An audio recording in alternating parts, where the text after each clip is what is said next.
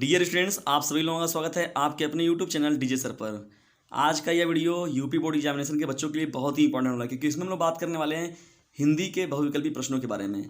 और ये जो वीडियो है वो क्लास 10th के बच्चों के लिए और क्लास 12th के बच्चों के लिए, और साथ ही साथ क्लास 12th के वे बच्चे जो कि साहित्यिक हिंदी लिए हुए हैं या तो सामान्य हिंदी लिए हैं, उन दोनों के लिए जो ये श्रृंखला है बहुत ही इंपॉर्टेंट होने वाली है। इसलिए प्रश्नों की श्रृंखला में अंत तक जरूर बने रहिएगा, क्योंकि इसमें हिंदी के वो सभी प्रश्नों को कलेक्शन शामिल किया गया है बहुविकल्पी प्रश्नों का, जो कि नियमित रूप से आपके बोर्ड एग्जामिनेशन में पूछे जाने वाले हैं। और आपके लिए भी आगे के एग्जामिनेशन जब भी रहेंगे आपके बोर्ड एग्जामिनेशन, वहाँ से भी इन प्रश्नों यहाँ से प्रश्न बनेंगे। और ये जो प्रश्नों की श्रृंखला होगी बहुत ही इंपॉर्टेंट सीरीज है, इसलिए प्रश्नों की श्रृंखला को अंत तक जरूर देखें। तो आइए हिंदी की बहुविकल्पी प्रश्नों की श्रृंखला को हम लोग स्टार्ट करते हैं। आज का हम लोग का पहला प्रश्न है, तपोभूमि रचना किस विधा की है? तपोभूमि रचना किस विधा की है? इसमें जो आपका ऑप्शन नंबर दिया गया, ऑप्शन नंबर ए कहानी, ऑप्शन नंबर बी है उपन्यास, ऑप्शन नंबर सी है नाटक, ऑप्शन नंबर डी है निबंध। तो इसका जो राइट आंसर हो जाएगा ऑप्शन नंबर बी करेक्ट हो जाएगा, उपन्यास। तो उपन्यास जो है वो तपोभूमि रचना किस विधा की है, तो वो उपन्यास आपका राइट हो जाएगा। तो पहला प्रश्न है उसका राइट आंसर हो जाएगा ऑप्शन नंबर बी करेक्ट हो जाएगा। महत्वपूर्ण प्रश्नों की श्रृंखला में बढ़ते हैं दूसरे प्रश्न की ओर। दूसरा हम लोग का प्रश्न है, हिंदी का प्रथम महाकाव्य है, तो हिंदी का प्रथम महाकाव्य कौन है? तो ऑप्शन नंबर ए दिया गया है Khuman Raso, option number B है Sahitya Lahari, option number C है Prithviraj Raso, option number D है साकेत। तो इस प्रश्न का जो राइट आंसर हो जाएगा आपका ऑप्शन नंबर सी करेक्ट हो जाएगा। पृथ्वीराज रासो जो है वह हिंदी का प्रथम महाकाव्य है। देखिए ये भी कभी कभी पूछता है कि इस महाकाव्य के रचनाकार कौन है, तो चंद्र बरदाई जो हैं वो पृथ्वीराज रासो के रचनाकार हैं। तो ये भी बहुत इंपॉर्टेंट चीज़ याद रखिएगा। और हिंदी का प्रथम महाकाव्य कौन है आपका? पृथ्वीराज रासो। तो दूसरे प्रश्न का जो राइट आंसर हो जाएगा ऑप्शन नंबर सी करेक्ट हो जाएगा। प्रश्नों की श्रृंखला में बढ़ते हैं हम लोग तीसरे प्रश्न की ओर। तीसरा हम लोग का प्रश्न है, नीरजा के रचनाकार कौन है? नीरजा के रचनाकार कौन है? तो आइए देखते हैं इसमें जो ऑप्शन दिए गए हैं। तो ऑप्शन नंबर ए है Sumitranandan Pant, option number B है Jaishankar Prasad, option number C है Mahadevi Verma, option number D दिया गया है योगी हरि। तो इस प्रश्न का राइट आंसर आपका जो हो जाएगा वो ऑप्शन नंबर सी करेक्ट हो जाएगा, महादेवी वर्मा। तो जो नीरजा ये रचनाकार हैं, इनकी रचनाकार कौन है? महादेवी वर्मा जी हैं। तो तीसरे प्रश्न का जो राइट आंसर हो जाएगा ऑप्शन नंबर सी करेक्ट हो जाएगा। महत्वपूर्ण प्रश्नों की श्रृंखला में आगे बढ़ने से पहले यदि वीडियो आपको पसंद आता है तो इसे लाइक करें, शेयर करें, और चैनल पर नए हैं तो सब्सक्राइब करना बिल्कुल भी मत भूलिएगा। और एक बात याद रखिएगा, sharing is the best way of learning, इसलिए ज्ञान को ज़्यादा से ज़्यादा बांटिए, उसे सड़ाइए मत। बढ़ते हैं चौथे प्रश्न की ओर। चौथा हम लोग का प्रश्न है, गद्य विधा की दृष्टि से आत्मकथा क्या है? तो ऑप्शन नंबर ए दिया गया है नीड़ का निर्माण फिर, ऑप्शन नंबर बी है आवारा मसीहा, ऑप्शन नंबर सी है कलम का सिपाही, ऑप्शन नंबर डी है शिखर से सागर तक। तो इस प्रश्न का जो राइट आंसर हो जाएगा ऑप्शन नंबर ए आपका करेक्ट हो जाएगा, नीड़ का निर्माण फिर। देखिए बहुत ही इंपॉर्टेंट यह आत्मकथा है, और ये गद्य विधा की जो दृष्टि से यह आत्मकथा एक प्रकार की है। और ये पूछता है भैया नीड़ का निर्माण फिर क्या है, या किसी एक आत्मकथा के बारे में बताइए। तो देखिए नीड़ का निर्माण जो फिर है ये बहुत इंपॉर्टेंट है। तो चौथे प्रश्न का जो राइट आंसर हो जाएगा ऑप्शन नंबर ए करेक्ट हो जाएगा। ये चैनल मुख्य रूप से उनके लिए है जिन्हें कुछ नहीं आता है, जिन्हें एकदम दबाव है कि अब हमारा क्या होगा, अब तो हम यहाँ से कुछ कर ही नहीं सकते, हमारा बोर्ड में क्या हो पाएगा, हम कैसे क्या अपना तैयारी कर पाएंगे। तो उनके लिए यह जो चैनल होगा बहुत ही वरदान सिद्ध होगा। ये देख लीजिएगा, आपका जब बोर्ड में एग्जामिनेशन आपका बीतेगा या जब पेपर देकर आएंगे तो आप खुद इस बात को समझेंगे। और साथ ही साथ जो बेहतर जिनका गोल होगा, जो स्टडी करने वाले बच्चे होंगे, तो उनके लिए बोनस काम करेगा। क्योंकि देखिए स्टडी करना अलग चीज़ हो गई और नंबर गेन करना एक अलग चीज़ हो गई।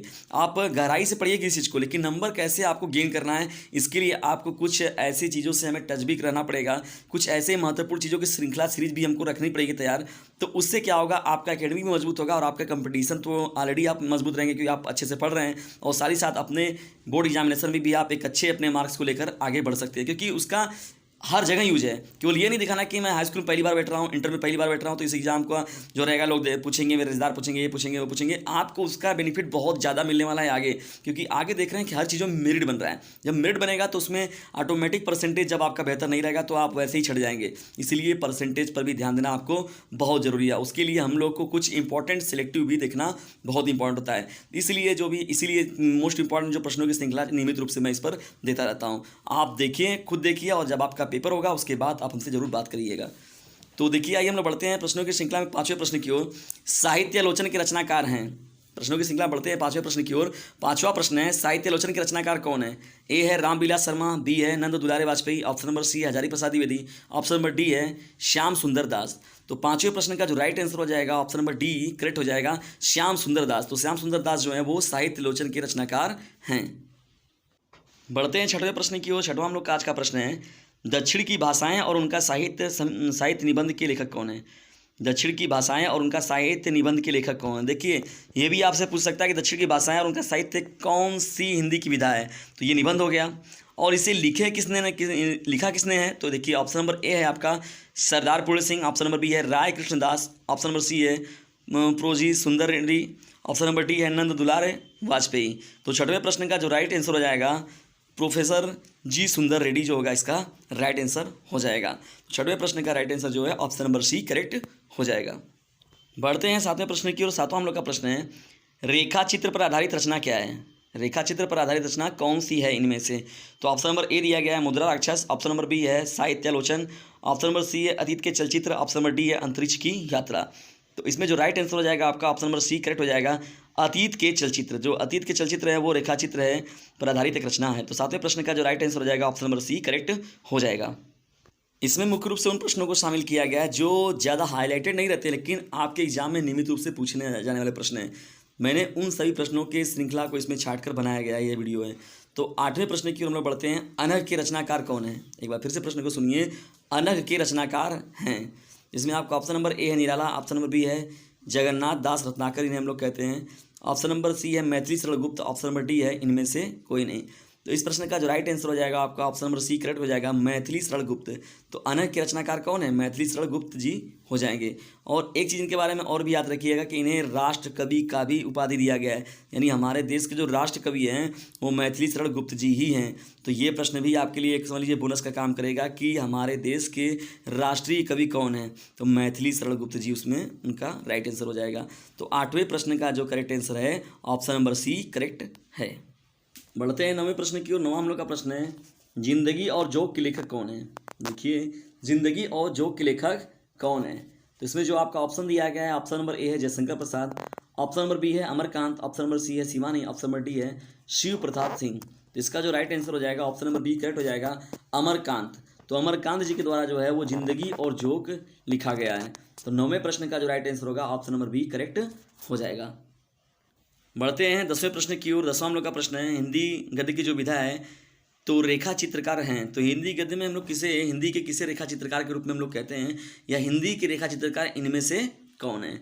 इसमें जो आपका ऑप्शन दिया गया ऑप्शन नंबर ए है Jaishankar Prasad, option number B है Mahadevi Verma, option number C है Rajkumar Verma, option number D है विष्णु प्रभाकर। तो इस प्रश्न का जो राइट आंसर हो जाएगा आपका वो ऑप्शन नंबर बी करेक्ट हो जाएगा, महादेवी वर्मा।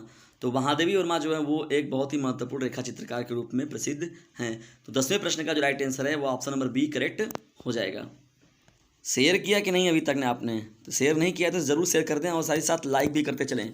बढ़ते हैं 11वें प्रश्न की ओर। हिंदी साहित्य के आदिकाल के लिए बीजोपन काल नाम दिया है। देखिए बहुत ही इंपॉर्टेंट प्रश्न है यह, हिंदी साहित्य के आदिकाल के लिए बीजोपन काल नाम दिया है। तो ऑप्शन नंबर ए है Ramchandra Shukla, option number B है Mahavir Prasad Dwivedi, option number C है राजकुमार वर्मा ने, ऑप्शन नंबर डी है हजारी प्रसाद द्विवेदी ने। तो हिंदी साहित्य के आदिकाल के लिए बीजोपन काल का नाम जो दिया है ये महावीर प्रसाद द्विवेदी जी ने दिया हुआ है। तो 11वें प्रश्न का जो राइट आंसर हो जाएगा ऑप्शन नंबर बी करेक्ट हो जाएगा, महावीर प्रसाद द्विवेदी ने। महत्वपूर्ण प्रश्नों की श्रृंखला में बढ़ते हैं हम लोग 12वें प्रश्न की ओर। 12वां हम लोग का प्रश्न है कबीर के गुरु क्या नाम था? देखिए कबीर के गुरु का क्या नाम था, तुलसी गुरु का नाम क्या था, कालिदास के गुरु का क्या नाम था? ये बहुत इंपॉर्टेंट श्रृंखला है। देखिए वल्लभाचार्य भी किसी न किसी गुरु हैं, तो कबीर के गुरु का क्या नाम था ये बताना है हमें इस प्रश्न में। तो ऑप्शन नंबर ए है वल्लभाचार्य, ऑप्शन नंबर बी है नरहरिदास, ऑप्शन नंबर सी है रामानंद, ऑप्शन नंबर डी है रामकृष्ण परमहंस। तो इस प्रश्न का जो राइट आंसर हो जाएगा ऑप्शन नंबर सी करेक्ट हो जाएगा, रामानंद। तो रामानंद जी जो है वो कबीर के गुरु जी थे। तो इसमें और भी जो नाम दिए गए हैं वो किनके गुरु हैं इनके बारे में हमें कमेंट बॉक्स में ज़रूर से ज़रूर बताएं, इससे आपका और बेहतर तैयारी होगा। अगर आप गलत बताते हैं तो आप फिर इनके बारे में सर्च करने जाएंगे तो इनसे आपकी क्या होगी और बेहतर तैयारी ही होगी। इसलिए और भी जो इसमें गुरुओं का नाम दिया गया ये किसके गुरु हैं इनका नाम जरूर हमें कमेंट बॉक्स में लिख कर दें। बढ़ते हैं 13वें प्रश्न की ओर। 13वां हम लोग का प्रश्न है यामा रचना है। ऑप्शन नंबर ए है महादेवी वर्मा की, ऑप्शन नंबर बी है अमरकांत की, ऑप्शन नंबर सी है विष्णु प्रभाकर की, ऑप्शन नंबर डी है इनमें अज्ञे जी की। सच्चिदानंद हीरानंद वात्स्यायन, देखिए इनका पूरा नाम भी पूछता है कभी कभी, तो अज्ञे जी को का ही नाम है वो सच्चिदानंद हीरानंद वात्स्यायन और इन्हीं को हम लोग अज्ञे भी कहते हैं। तो इसके जो देखिए यामा रचना किसकी है ये हमें बताना है इस प्रश्न में। तो यामा रचना जो है वो भी महादेवी वर्मा जी का ही है। 13वें प्रश्न का जो राइट आंसर होगा वो ऑप्शन नंबर ए करेक्ट हो जाएगा। तो महादेवी वर्मा जो है देखिए हिंदी गद्य हो गया या पद्य हो गया, तो इसकी एक महत्वपूर्ण ये कैरेक्टर है। तो मुख्य रूप से इनको हम लोग काव्य में से तो नहीं निकाल सकते। तो 13वें प्रश्न का जो राइट आंसर हो जाएगा ऑप्शन नंबर ए करेक्ट हो जाएगा, महादेवी वर्मा। बढ़ते हैं 14वें प्रश्न की ओर। 14वां हम लोग का प्रश्न है, गुड़िया भीतर गुड़िया हिंदी गद्य की कौन सी विधा है। फिर से सुन लीजिए, गुड़िया भीतर गुड़िया हिंदी गद्य की कौन सी विधा है। तो इसमें आपका ऑप्शन नंबर ए दिया गया है कहानी, ऑप्शन नंबर बी दिया गया है आत्मकथा, ऑप्शन नंबर सी दिया गया है रेखा चित्र, ऑप्शन नंबर डी दिया गया है संस्मरण। तो इस प्रश्न का जो राइट आंसर हो जाएगा ऑप्शन नंबर बी करेक्ट हो जाएगा, आत्मकथा। तो गुड़िया भीतर गुड़िया जो है वो आत्मकथा विधा से संबंधित है। तो 14वें प्रश्न का जो राइट आंसर हो जाएगा ऑप्शन नंबर बी करेक्ट हो जाएगा। बढ़ते हैं 15वें प्रश्न की ओर। 15वां हम लोग का प्रश्न है और आज की श्रृंखला का भी आखिरी प्रश्न है, और यहीं पर हम लोग नहीं रुकेंगे। हम लोग के प्रश्नों की श्रृंखला को और भी आगे लेकर चलते चले जाएंगे और आपके लिए और भी महत्वपूर्ण प्रश्नों की जो श्रृंखला है उसकी सीरीज जारी रहेगी और सभी विषयों की सीरीज जारी रहेगी। इसलिए लेकिन हम लोग नहीं रुकेंगे, तो आपको भी नहीं रुकना है। शेयर जरूर करना है और साथ ही साथ सब्सक्राइब करना है और लाइक भी वीडियो को जरूर करना है। बढ़ते हैं 15वें प्रश्न की ओर। 15वां हम लोग का प्रश्न है, प्रज्ञा हितैषी समाचार पत्र का संपादन किया। याद रखिएगा 15वां प्रश्न है, प्रज्ञा हितैषी समाचार पत्र का संपादन किसने किया है। इसमें ऑप्शन नंबर ए दिया गया है अगेन है, ऑप्शन नंबर बी है डॉक्टर पूर्णानंद ने, ऑप्शन नंबर सी है राजा लक्ष्मण सिंह ने, ऑप्शन नंबर डी है हजारी प्रसाद द्विवेदी ने। इस प्रश्न का जो राइट आंसर हो जाएगा ऑप्शन नंबर सी करेक्ट हो जाएगा, राजा लक्ष्मण सिंह ने। तो राजा लक्ष्मण सिंह जो थे उन्होंने ही प्रज्ञा हितैषी समाचार पत्र का संपादन किया है। तो 15वें प्रश्न का जो राइट आंसर हो जाएगा ऑप्शन नंबर सी करेक्ट हो जाएगा। तो देखिए ये रहे महत्वपूर्ण प्रश्नों की श्रृंखला। प्रश्नों की यह श्रृंखला आपको कैसी लगी इसके बारे में कमेंट बॉक्स में हमें जरूर बताएं। और साथ ही साथ अगर आपको किसी प्रकार की किसी भी सब्जेक्ट में कोई डाउट है तो आप कमेंट बॉक्स के थ्रू हमसे संपर्क कर सकते हैं। उसके अलावा यदि आप अगर हमारे ग्रुप को ज्वाइन करना चाहते हैं व्हाट्सएप ग्रुप को, तो 950 690 285 7। एक बार फिर सुन लीजिए, 950 690 285 7। अगर इस नंबर पर आप जुड़ते हैं तो हमारे जो व्हाट्सएप ग्रुप है उससे भी आप जुड़ जाएंगे ताकि आपकी तैयारी और बेहतर हो सके। और उसके साथ ही साथ अगर ये जो भी पीडीएफ आपको दिया जा रहा है तो इस पीडीएफ को अगर आपको पाना चाहते हैं तो आप टेलीग्राम चैनल पर भी जुड़ सकते हैं, जिसका कि लिंक मैंने डिस्क्रिप्शन में ये अपने चैनल पर रख दे रखा है। और साथ ही साथ जो चैनल पर प्लेलिस्ट बनी हुई है सब्जेक्ट वाइज, आप जाइए देखिए वहाँ से कौन चीज़ आपके लिए इंपॉर्टेंट है, और जितनी ज़्यादा वो इंपॉर्टेंट है वो सभी के लिए इंपॉर्टेंट हो सकती है। सभी लोग बेहतर कर सकते हैं। एक अपना ग्रुप बनाइए, ग्रुप स्टडी का एक ग्रुप बनाइए, क्योंकि ये आपका ये मान के चलिए कि ये जो आपका परसेंटेज मिलेगा वो यहाँ काम देने वाला नहीं है। आप देख रहे हैं कि छोटे मोटे जितने भी एग्जाम हो रहे हैं उससे बड़े एग्जाम तक जा रहे हैं। बीटीसी की बात जा रहे हैं, टीचिंग की बात जा रहे हैं, टीचिंग क्षेत्र में अगर आपको जाना है किसी भी जगह जा रहे हैं तो आपका जो ये नंबर बहुत मायने रख रहा है कि हर नंबर जो ग्रेडिंग उसका जुड़ रहा है, हर नंबरों का कुछ परसेंटेज जोड़ा जा रहा है। तो इसलिए नंबर केवल मत समझ कर इसको दीजिए, नंबर तो जुटाना ही है आपको, नंबर हर हाल में लेना है। और हमको हमेशा टारगेट बना के चलना है कि अब यूपी में भी देखते हैं कि 70-72 वालों को कोई इज्जत नहीं होता है, हमको 80-85 क्रैक करना है। सीबीएसई के थ्रू जो हो गया आपका यूपी बोर्ड हो गया है, इसलिए अपना टारगेट आप बेहतर बनाइए, 90 बनाइए, 100 बनाइए। 100 बनाएंगे तब आप 90 पाएंगे, 90 बनाएंगे तब आप 80 पाएंगे, 80 बनाएंगे तब आप 70 पाएंगे। तो अपना टारगेट आप ऊँचा रखिए। तो इसी के साथ फिर मिलते हैं हम लोग एक नई एनर्जी के साथ, एक नई व्यवस्था के साथ अगली वीडियो में। तब तक के लिए आप सभी लोगों का हृदय गहराइयों से विनम्रतापूर्वक धन्यवाद। और साथ ही साथ एक बात याद रखिएगा कि इसे शेयर जरूर कीजिएगा। इसे शेयर मेरे तरफ से मेरी एक रिक्वेस्ट है आपसे कि इसे शेयर जरूर करें। और साथ ही साथ देखिए आपके लिए इतना मेहनत होता है तो आपको छोटा सा काम है वो करना है, बस लाइक के बटन को दबा के हट जाना है और साथ ही साथ इसे शेयर कर देना है। और चैनल पर अगर आप रहते हैं सब्सक्राइब करते हैं तो उससे बेनिफिट आपको मिलने वाला है। अगर आप बेल आइकन घंटे को प्रेस करते हैं तो कोई भी मोस्ट इंपॉर्टेंट नोटिफिकेशन रहेगा, मोस्ट इंपॉर्टेंट प्रश्नों की श्रृंखला रहेगी तो वो आप तक पहले पहुंच जाएगी। इसलिए उसमें आप ही की भलाई है और उसके साथ ही साथ भाई आपसे जो जुड़ेगा उसकी भलाई है। तो मिलते हैं हम लोग अगली वीडियो में, तब तक के लिए गुड बाय, टेक केयर, अपनी तैयारी को ऐसे जारी रखिए। धन्यवाद।